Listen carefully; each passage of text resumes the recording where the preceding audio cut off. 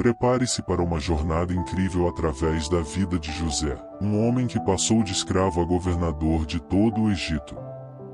Neste vídeo, você vai descobrir como Deus transformou uma traição cruel em uma história de redenção e poder. Você vai ver os momentos mais impactantes, desde os sonhos perturbadores do faraó que ninguém conseguia interpretar, até a reviravolta surpreendente que coloca José no comando de uma nação inteira. E no final, iremos fazer uma oração poderosa que vai tocar o seu coração. Não perca um segundo dessa história inspiradora. E se você ainda não é inscrito no canal, não esqueça de se inscrever, deixar seu like e ativar o sininho para não perder nenhum conteúdo novo. Os irmãos de José foram apacentar os rebanhos do pai em Siquém. Então, Israel disse a José: seus irmãos não estão apacentando o rebanho em Siquém? Vá, vou enviá-lo a eles. E ele respondeu: aqui estou. E Israel lhe disse: vá e veja se está tudo bem com seus irmãos e com os rebanhos, e traga-me notícias. Então, ele o enviou do vale de Hebrom, e José foi a Siquém. E um homem o encontrou vagueando pelos campos e perguntou-lhe: o que você está procurando? Ele respondeu: estou procurando meus irmãos. Pode me dizer onde estão apacentando os rebanhos? O homem disse: eles já partiram daqui, ouvi-os dizer que iam para Dotã. Assim José foi atrás de seus irmãos e os encontrou perto de Dotã. Mas eles o viram de longe e, antes que chegasse perto deles, conspiraram contra ele para matá-lo. E disseram uns aos outros: lá vem o sonhador. Agora vamos matá-lo e jogá-lo numa destas cisternas e diremos que um animal selvagem o devorou. Então veremos o que será dos seus sonhos. Mas Rúben, ouvindo isso, tentou livrá-lo das mãos deles, dizendo: e não lhe tiremos a vida. E Rúben lhes disse: e não derramem sangue. Joguem-no nesta cisterna no deserto, mas não toquem nele. Rúben disse isso para livrá-lo deles e levá-lo de volta ao pai. Quando José chegou onde estavam seus irmãos, eles lhe arrancaram a túnica longa e ornamentada que ele usava. E o pegaram e o jogaram na cisterna. A cisterna estava vazia, não tinha água. Sentaram-se para comer e, ao levantarem os olhos, viram uma caravana de ismaelitas vindo de Gileade. Seus camelôs estavam carregados de especiarias, bálsamo e mirra, e eles estavam a caminho do Egito. Judá disse aos seus irmãos: de que nos valerá matar nosso irmão e esconder o seu sangue? Vamos vendê-lo aos ismaelitas e não tocaremos nele, pois ele é nosso irmão, nosso próprio sangue. E seus irmãos concordaram. Quando os mercadores midianitas se aproximaram, os irmãos de José o tiraram da cisterna e o venderam por 20 peças de prata aos ismaelitas, que o levaram para o Egito. Quando Rúben voltou à cisterna e viu que José não estava lá, rasgou suas roupas. E voltou para os seus irmãos e disse: o rapaz não está lá, e agora? O que farei?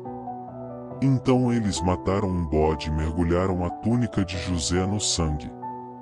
E enviaram a túnica longa e ornamentada ao pai, dizendo: e achamos isto. Veja se é a túnica do seu filho. E ele a reconheceu e disse: é a túnica do meu filho. Um animal selvagem o devorou. José foi despedaçado. Então Jacó rasgou suas vestes, vestiu-se de pano de saco e lamentou seu filho por muitos dias. Todos os seus filhos e filhas vieram consolá-lo, mas ele recusou ser consolado e disse: não, chorando descerei à sepultura para junto de meu filho. E continuou a chorar por ele. Enquanto isso, os midianitas venderam José no Egito a Potifar, oficial de Faraó e capitão da guarda. José havia sido levado ao Egito, onde os ismaelitas o venderam a Potifar, um oficial do Faraó, capitão da guarda. O Senhor estava com José, de modo que este prosperou e passou a morar na casa do seu senhor egípcio. Quando este percebeu que o Senhor estava com ele e que o fazia prosperar em tudo o que realizava, agradou-se de José e o tornou seu assistente pessoal. Potifar o colocou a cargo de sua casa e lhe confiou tudo o que possuía. Desde que o deixou cuidando de sua casa e de todos os seus bens, o Senhor abençoou a casa do egípcio por causa de José. A bênção do Senhor estava sobre tudo o que Potifar possuía, tanto em casa como no campo. Assim, deixou ele aos cuidados de José tudo o que tinha e não se preocupava com coisa alguma, exceto com a sua própria comida. José era atraente e de boa aparência. E, depois de certo tempo, a mulher de seu senhor começou a cobiçá-lo e o convidou: venha, deite-se comigo. Mas ele se recusou e lhe disse: meu senhor não se preocupa com coisa alguma de sua casa, e tudo o que tem deixou aos meus cuidados. Ninguém desta casa está acima de mim. Ele nada me negou, a não ser a senhora, porque é mulher dele. Como poderia eu, então, cometer algo tão perverso e pecar contra Deus? Assim, embora ela insistisse com José dia após dia, ele se recusava a deitar-se com ela e evitava ficar perto dela. Um dia ele entrou na casa para fazer suas tarefas, e nenhum dos empregados ali se encontrava. Ela o agarrou pelo manto e voltou a convidá-lo: venha, deite-se comigo. Mas ele fugiu da casa, deixando o manto na mão dela. Quando ela viu que, ao fugir, ele tinha deixado o manto em sua mão, chamou os empregados e lhes disse: vejam, este hebreu foi trazido para nos insultar. Ele entrou aqui e tentou abusar de mim, mas eu gritei. Quando me ouviu gritar por socorro, ele fugiu da casa, deixando o manto ao meu lado. Ela conservou o manto consigo até que o senhor de José chegasse à casa. Então repetiu-lhe a mesma história: aquele escravo hebreu que você nos trouxe aproximou-se de mim para me insultar. Mas, quando gritei por socorro, ele deixou seu manto ao meu lado e fugiu. Quando seu senhor ouviu o relato de sua mulher, dizendo: foi assim que seu escravo me tratou, ficou indignado. Mandou buscar José e lançou-o na prisão em que eram postos os prisioneiros do rei. José ficou na prisão. Mas o Senhor estava com ele e o tratou com bondade, concedendo-lhe a simpatia do carcereiro. Por isso o carcereiro encarregou José de todos os que estavam na prisão, e ele se tornou responsável por tudo que lá sucedia. O carcereiro não se preocupava com nada do que estava a cargo de José, porque o Senhor estava com José e lhe concedia bom êxito em tudo o que realizava. Algum tempo depois, o copeiro e o padeiro do rei do Egito ofenderam o seu senhor, o rei do Egito. O faraó irou-se com os dois oficiais, o chefe dos copeiros e o chefe dos padeiros, e mandou prendê-los na casa do capitão da guarda, no cárcere em que José estava. O capitão da guarda os deixou aos cuidados de José, que os servia. Depois de certo tempo, o copeiro e o padeiro do rei do Egito que estavam presos tiveram um sonho na mesma noite, e cada sonho tinha a sua própria interpretação. Quando José foi vê-los na manhã seguinte, notou que estavam abatidos. Por isso perguntou aos oficiais do faraó que também estavam presos na casa do seu senhor: por que hoje vocês estão com semblante tão triste? Eles responderam: tivemos sonhos, mas não há quem os interprete. Disse-lhes José: não são de Deus as interpretações? Contem-me os sonhos. Então o chefe dos copeiros contou o seu sonho a José: em meu sonho vi diante de mim uma videira com 3 ramos. Ela brotou, floresceu, e os seus cachos produziram uvas maduras. A taça do faraó estava em minha mão. Peguei as uvas, espremi-as na taça do faraó e a entreguei na sua mão. Disse-lhe José: esta é a interpretação, os 3 ramos são 3 dias. Dentro de 3 dias o faraó vai exaltá-lo e restaurá-lo ao seu cargo, e você colocará a taça dele em sua mão, como costumava fazer quando era seu copeiro. Quando tudo estiver indo bem com você, lembre-se de mim e seja bondoso comigo, fale de mim ao faraó e tire-me desta prisão. Pois fui trazido à força da terra dos hebreus, e também aqui não fiz nada para ser jogado neste calabouço. Vendo o chefe dos padeiros que José tinha dado uma interpretação favorável, disse a José: eu também tive um sonho, e sobre a minha cabeça havia 3 cestos de pão branco. No cesto de cima havia todos os tipos de pães e bolos para o faraó, mas as aves vinham e comiam do cesto que estava sobre a minha cabeça. Disse José: esta é a interpretação, os 3 cestos são 3 dias. Dentro de 3 dias o faraó vai decapitá-lo e pendurá-lo numa árvore, e as aves comerão a sua carne. No 3º dia, aniversário do faraó, ele deu um banquete para todos os seus conselheiros. Na presença deles, restaurou o chefe dos copeiros ao seu cargo, de modo que ele voltou a servir a taça ao faraó. Mas ao chefe dos padeiros mandou enforcar, como José lhes dissera em sua interpretação. O chefe dos copeiros, porém, não se lembrou de José, ao contrário, esqueceu-se dele. Passaram-se 2 anos inteiros, e o faraó teve um sonho, e ele estava em pé junto ao rio Nilo. Quando saíram do rio 7 vacas belas e gordas, e começaram a pastar entre os juncos. Depois saíram do rio outras 7 vacas, feias e magras, e foram para junto das vacas gordas na beira do rio. As vacas feias e magras devoraram as 7 vacas belas e gordas. Então o faraó acordou. Depois adormeceu de novo e teve outro sonho, e 7 espigas de trigo robustas e boas cresciam no mesmo pé. Depois brotaram outras 7 espigas mirradas e ressequidas pelo vento leste. As espigas mirradas devoraram as 7 espigas robustas. Então o faraó acordou, era um sonho. Pela manhã, o seu espírito estava perturbado, por isso mandou chamar todos os magos e sábios do Egito. O faraó lhes contou os seus sonhos, mas ninguém foi capaz de interpretá-los. Então o chefe dos copeiros disse ao faraó: hoje me lembro de minhas faltas. Certo dia o faraó irou-se com seus servos e mandou que me pusessem na prisão na casa do capitão da guarda, a mim e ao chefe dos padeiros. Certa noite tivemos um sonho cada um, e cada sonho tinha uma interpretação. Lá estava conosco um jovem hebreu, servo do capitão da guarda. Contamos a ele os nossos sonhos, e ele os interpretou, dando a cada um de nós a interpretação de seu respectivo sonho.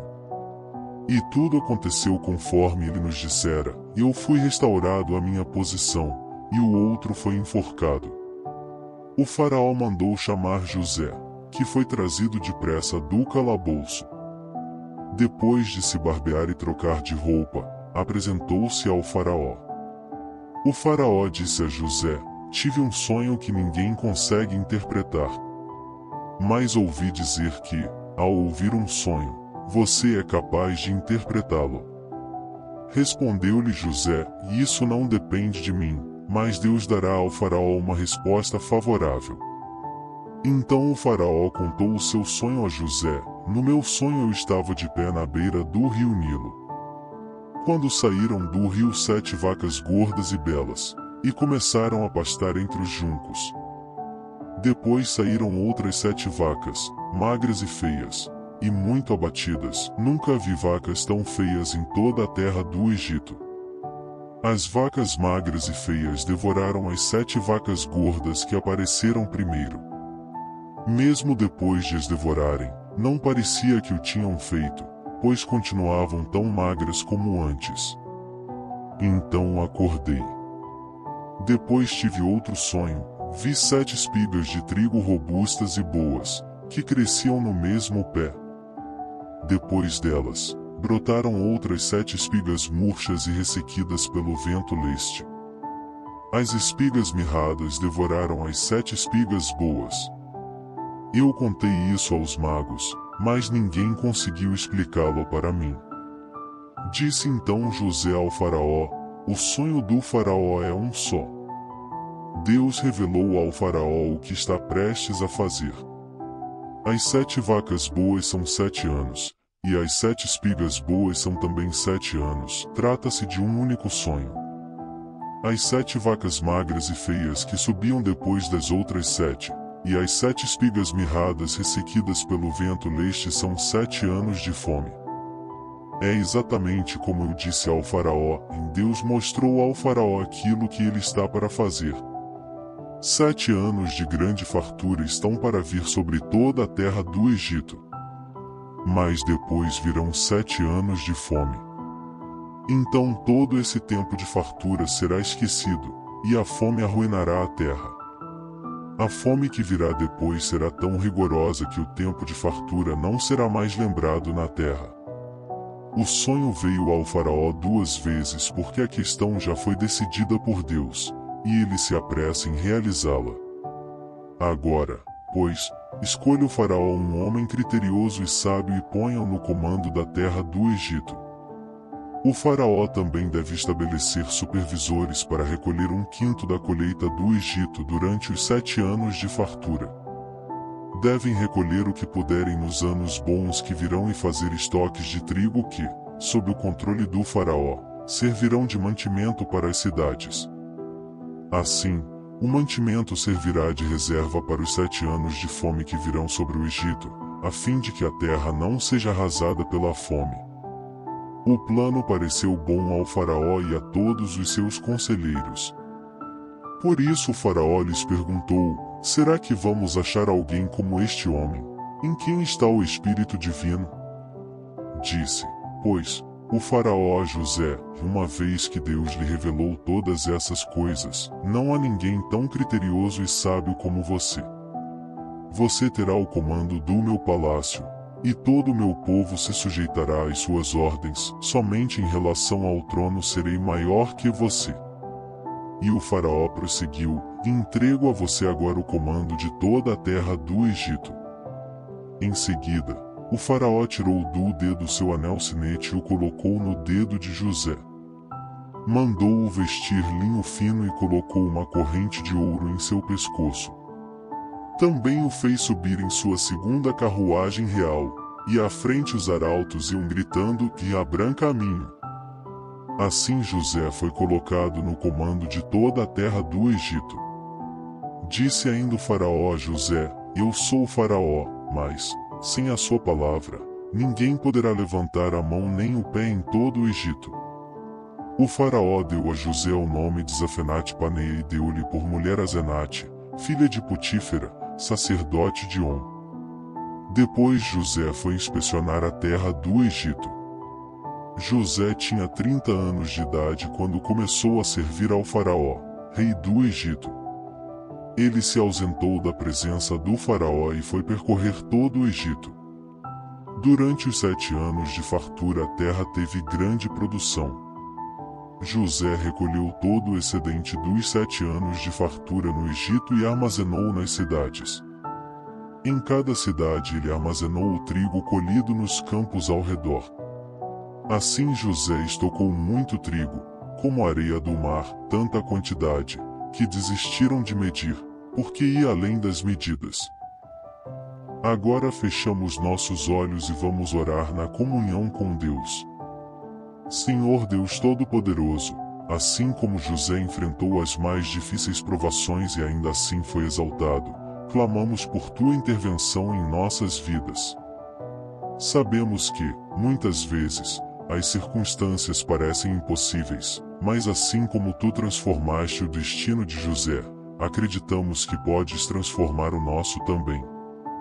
Pai amado, suplicamos por tua sabedoria para interpretar os desafios que enfrentamos, e pedimos que nos guies com tua mão poderosa.